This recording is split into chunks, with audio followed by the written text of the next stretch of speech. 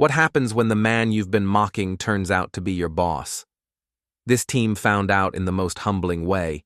It was one of those mornings that didn't give away any signs of the chaos ahead. The sun was bright over downtown Dallas, and the streets buzzed with activity as people hustled through their day. Among them was a man named Elijah, a delivery driver who had seen it all. Elijah wasn't flashy or loud, but there was a quiet dignity about him that spoke volumes. This particular morning he had an important delivery to make, one that required him to head to one of the fanciest restaurants in the city, Belle Andrea's Fine Dining, known for its high-end scental and pretentious reputation. It wasn't the type of place Elijah usually lingered in, but today, duty called. His truck rumbled into the back alley of the restaurant where deliveries were typically dropped off. The place had an air of exclusivity, even in the loading area. Large silver doors marked staff only stood tall, almost daring anyone who didn't belong to step through. Elijah grabbed the invoice clipboard, slid his gloves on, and carefully stacked the boxes of organic produce and specialty seafood onto his dolly. As he wheeled the load toward the entrance, he heard faint laughter from inside.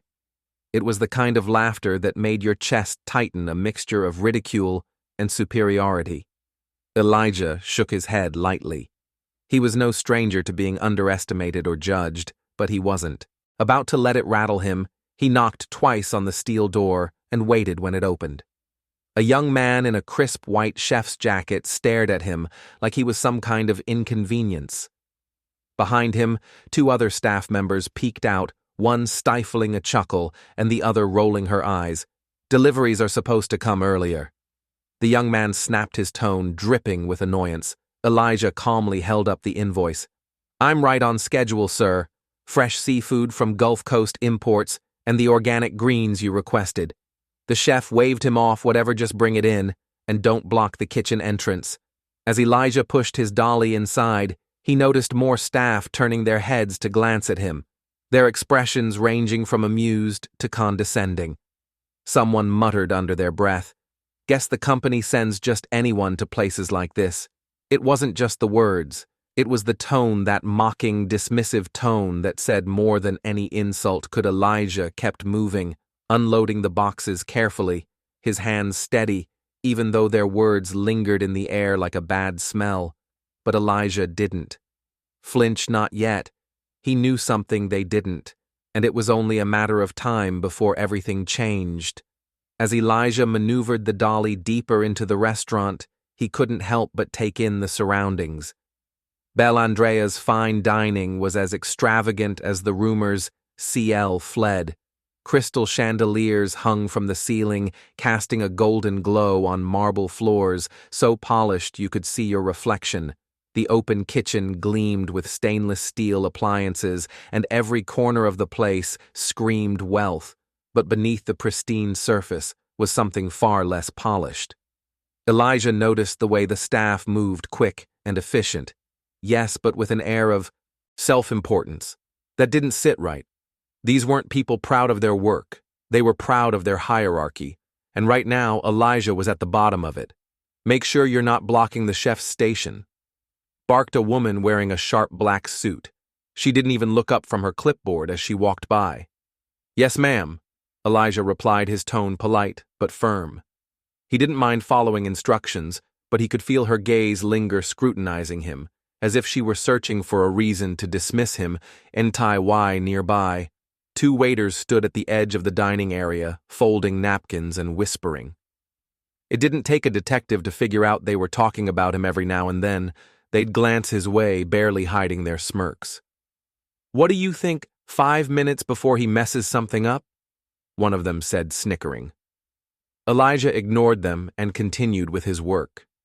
Years in this business had taught him that people like this weren't worth his energy. He focused on unloading the boxes neatly onto the counter by the walk-in fridge. Still, the comments kept coming.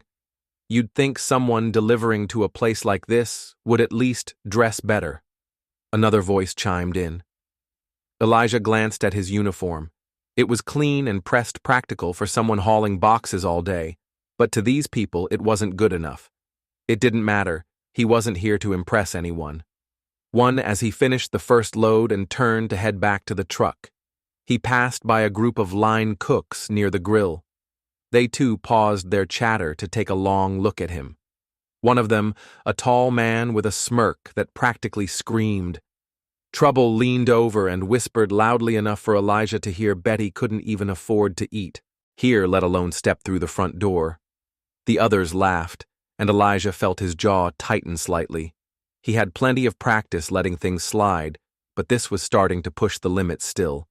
He kept his composure and made his way back outside for the next load, but the worst was yet to come. Inside, the mocking laughter grew louder, and Elijah could feel their eyes on him, like he was some sort of spectacle. Elijah returned to his truck, loading the second set of boxes onto his dolly. The morning heat was creeping in, and the sweat on his brow mixed with the dust from the alley. But as he pushed the dolly back toward the kitchen doors, he could still hear the faint laughter echoing from inside. They hadn't even tried to lower their voices. When he re-entered the kitchen, the head chef, a sharp-featured man named Damien, stood by the counter, inspecting the ingredients Elijah had already delivered. He turned his nose up slightly as he picked up a crate of seafood. "Is this the best they could send?" Damien muttered, just loud enough for Elijah to hear.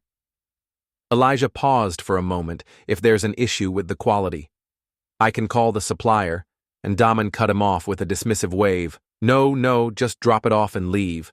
We've got more important things to focus on." As Elijah began unloading the second batch of boxes, he couldn't help but notice the way Damien carried himself. The chef spoke loudly, directing his staff with an exaggerated authority, as if he needed everyone in the room to know he was in charge. "I swear," Damien said, turning to one of the servers, "the standards are dropping everywhere. Look at this guy. Do they not teach professionalism to delivery drivers anymore?" The server, a young woman with a forced smile, glanced at Elijah but didn't say anything. Instead, she nodded at Damien and busied herself setting up the nearby dining area. Elijah kept his head down and finished unloading. He wasn't about to let their words get to him, but he couldn't ignore the growing irritation.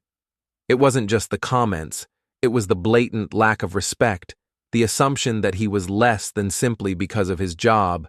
As he moved to stack the empty crates, one of the kitchen staff called out to him, "Hey, delivery guy, you missed a box."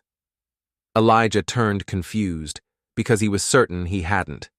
The staff member pointed to a crate sitting near the door, working as he did. Elijah walked over and bent down to pick it up, only to realize it was empty. Another round of laughter rippled through the kitchen. "Just messing with you, man," the guy said, slapping his knee.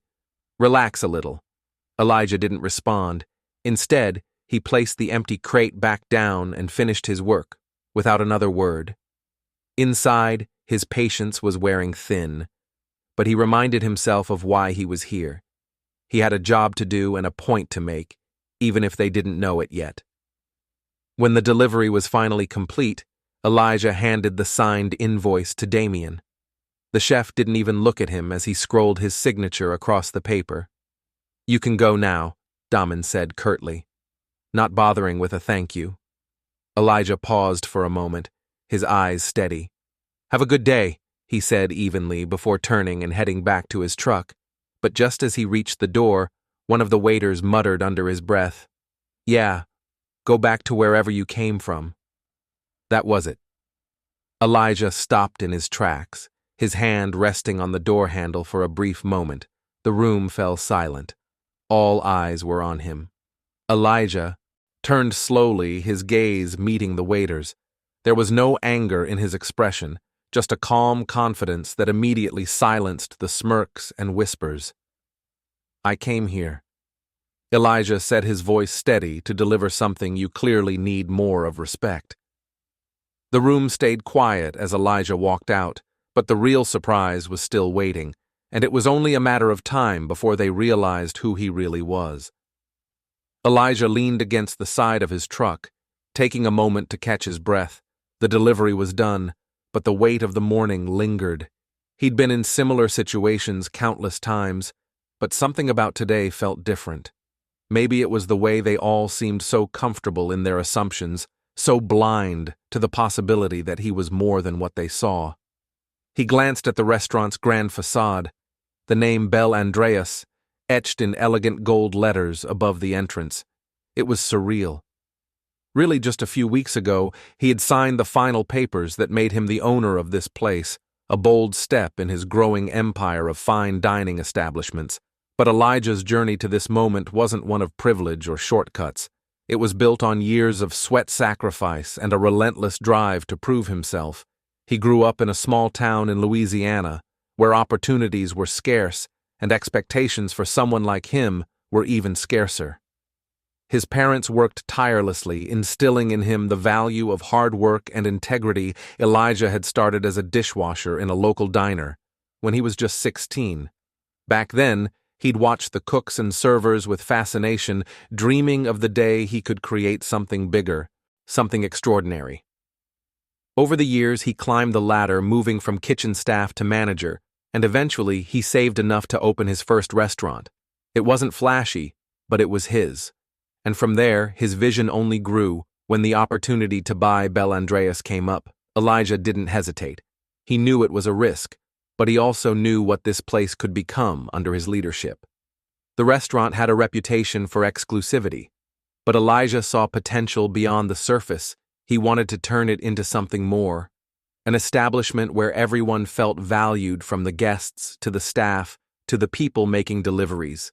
But the transition wasn't going to be easy. Elijah had chosen not to announce his ownership, immediately opting instead to observe the culture firsthand. He wanted to see how the staff operated when they thought no one was watching. What he saw this morning only confirmed what he suspected. Change was long overdue. Elijah climbed back into his truck and made a few notes on his tablet, preparing for the meeting he had scheduled with the staff. Later that afternoon, he'd kept the announcement of his arrival vague, telling the manager to gather everyone in the dining room at 3 p.m. He thought about the chef d'amande and the way he carried himself, how quick he was to judge and dismiss. He thought about the waiters, the kitchen staff, and the manager who barely acknowledged him. Elijah didn't feel anger toward them. He felt something deeper, a sense of disappointment in how easily people fell into patterns of prejudice and disrespect. By the time he drove away from the restaurant, Elijah had made up his mind. The meeting wouldn't just be about introduction. It would be about setting the tone for what Bel Andreas would stand for moving forward. Respect, humility, and equality weren't just buzzwords to him. They were the foundation of everything he believed in, and in a few short hours, they were about to find out exactly who Elijah was and why he was there. The clock struck 3 p.m., and the staff began to gather in the main dining room of Bel Andreas Fine Dining. Some looked curious, others annoyed. Damien leaned against a table, arms crossed, his expression a mixture of irritation and boredom. "What's this about?" he muttered to one of the servers. "We're slammed tonight, and now we have to sit through a meeting." The restaurant manager, a middle-aged man named Greg, stood near the entrance, looking unusually nervous. He had been told to assemble everyone, but even he didn't know exactly why. All he had been told was that the new owner would be arriving today, and this meeting was mandatory. As the staff settled in, the doors to the dining room opened, and in walked Elijah, still dressed in the same uniform he'd worn that morning. For a moment, the room was silent, the staff exchanging confused glances. Damien let out a short laugh, shaking his head. "You've got to be kidding me," he muttered under his breath. Elijah walked to the center of the room, his calm demeanor unchanged. He could feel the tension, the UN-spoken questions hanging in the air, but he didn't rush to explain. Instead, he let the silence linger for a few moments, meeting their gazes one by one. Finally, Greg cleared his throat, breaking the awkward quiet. Elijah, what are you doing here? This meeting is for staff only." Elijah smiled faintly, his voice steady but firm. "I know, Greg. That's why I'm here." Damien rolled his arm. "Eyes. Look, if this is about the delivery earlier, can we just move on? We have actual work to do." Elijah turned his attention to Damien. his gaze steady. "You're right, chef. Damon, this is about the delivery, and it's about a lot more than that." Damon raised an eyebrow, but before he could respond, Elijah continued. "Let me introduce myself properly. My name is Elijah Reynolds, and as of 3 weeks ago, I'm the new owner of Bellandria's Fine Dining." The room fell silent again, but this time the air was thick with shock. Damon's smirk vanished, replaced by wide-eyed disbelief. The servers exchanged stunned looks, and Greg's face turned pale. Damon finally managed to say, his voice almost a whisper. "You're the owner." "That's right," Elijah said, his tone even. "And before you say anything else, I want you to understand something. This isn't about me flaunting my title or putting anyone in their place. This is about respect." He paused, letting his words sink in. "I spent the morning observing how this team operates. I saw the way you treated me, because you assumed I was just a delivery driver, and I want you to think about what that says, not about me, but about you." Damon opened his mouth to respond, but quickly shut it again. The servers looked down at the floor, suddenly finding their shoes fascinating. Elijah continued, his voice carrying a quiet strength. "You judged me before you even knew who I was. You made assumptions based on how I looked, what I was wearing, and the job I was doing, and that behavior. It doesn't just hurt me. It hurts this restaurant. It hurts the culture we're trying to build here." The room stayed silent as Elijah's words hung in the air. He looked around, meeting their eyes again. "Every person who walks through these doors deserves respect, whether they're a guest, a staff member, or someone delivering the ingredients that keep this place running. That's the standard I expect from every single one of you." For the first time that day, Elijah saw something new in their expression: shame, and as uncomfortable as it was for them, it was exactly what they needed to feel. The silence in the room was almost palpable, every staff member grappling with the weight of Elijah's words. Damon shifted uncomfortably, his arms no longer crossed in defiance, but hanging awkwardly by his sides. The servers avoided eye contact, their earlier smirks, now long gone. Elijah took a step forward, his tone softening, but losing none of its authority. "I know change doesn't happen overnight, but if this restaurant is going to succeed, it starts with how we treat each other. It starts with accountability and respect for everyone." He paused, scanning the room to make sure his message landed. "I didn't start at the top," he said. "I've been where you are, working long hours doing the jobs no one notices. I've scrubbed floors, washed dishes, carried boxes just like I did this morning. And let me tell you, those roles are just as important as any chef or manager in this room. Without them, this place doesn't run." The staff remained silent, the gravity of his journey hitting them harder than any reprimand could. Elijah let the moment settle before continuing. "So here's what's going to happen. Starting today, we're building a new culture here, one where every role is respected, where assumptions and judgments have no place. And if anyone thinks they can't be part of that, this isn't the right team for you." His words were met with quiet nods, some staff members murmuring apologies under their breath. Damon finally spoke up, his voice hesitant. I didn't mean to be disrespectful, I just—" Elijah held up a hand to stop him. "Actions speak louder than words. Chef, if you're willing to do better, then prove it. Show me and the rest of the team that you're here to grow. That goes for everyone." He stepped back, his calm demeanor returning. "We all have biases. We all make mistakes. But what matters is how we move forward, and I believe this team can be better with that." Elijah turned to leave the room, but not before offering one final statement.